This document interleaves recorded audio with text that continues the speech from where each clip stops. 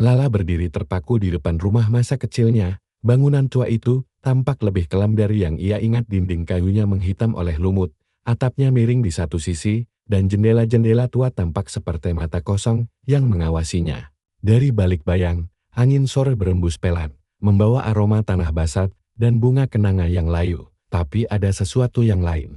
Sesuatu yang membusuk, samar, dan menusuk hidung seolah ada yang mati namun belum pergi sepenuhnya. Ia menarik napas dalam, mencoba menenangkan detak jantung yang entar. Kenapa berdegup lebih cepat dari biasanya? Sudah bertahun-tahun ia meninggalkan desa ini, merantau ke kota untuk mencari kehidupan yang lebih baik, meninggalkan ibu dan adiknya, Nina, demi masa depan. Dan kini semuanya telah berubah. Bu Rina meninggal. Katanya bunuh diri, kata Pak Lurah saat menjemput Lala di stasiun desa, tapi caranya tidak wajar. Lala menolak mendengar detailnya saat itu. Tapi sekarang, saat berdiri di depan rumah masa lalu yang menyimpan terlalu banyak kenangan, rasa takut mulai menggantikan penyangkalan. Tangannya gemetar saat memutar gagang pintu tua itu. Bunyi deritnya tajam, menyayat kesunyian. "Assalamualaikum," bisiknya pelan. Tak ada jawaban. Udara di dalam rumah begitu dingin, jauh berbeda dengan hawa luar yang lembab dan gerah. Seolah rumah itu tak pernah disentuh cahaya atau kehidupan selama bertahun-tahun. Dindingnya dipenuhi sarang laba-laba, meja-meja tertutup gabu, dan tirai menggantung lusuh seperti kain kafan. Lala melangkah pelan, menapaki lantai yang berderit. Di tiap injakan, ruang tamu, dapur kecil, kamar ibunya. Semua dalam kondisi menyedihkan.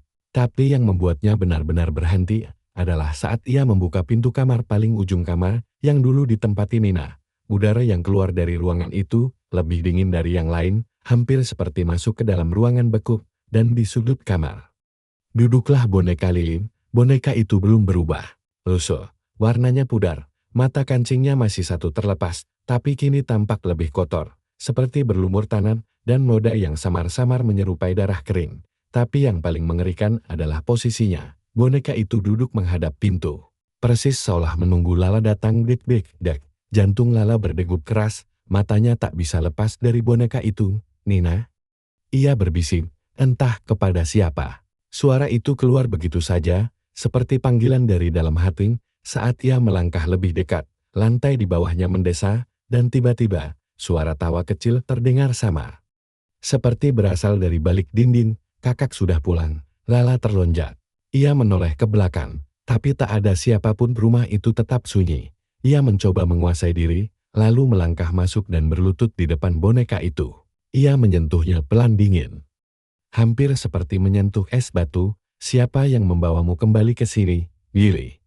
Tiba-tiba, lampu gantung di atasnya berkedip 2 kali, lalu mati. Kamar langsung gelap, hanya cahaya senja dari jendela yang menerobos lewat celah tirai. Dan saat itu, dari cermin tua di dinding sebelah, Lala melihat bayangan anak kecil berdiri di belakangnya. Rambut panjang, gaun putih bernoda tanah, mata gelap menatapnya lekat-lekat. Ia menoleh cepat.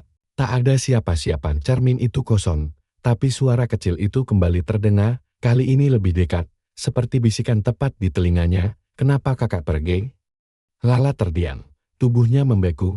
Kenapa kakak biarkan mereka menyakitiku? Udara menjadi dingin membekukan, dan boneka Lili jatuh sendiri ke lantai. Kepalanya berputar, kini menghadap Lala, dan tersenyum.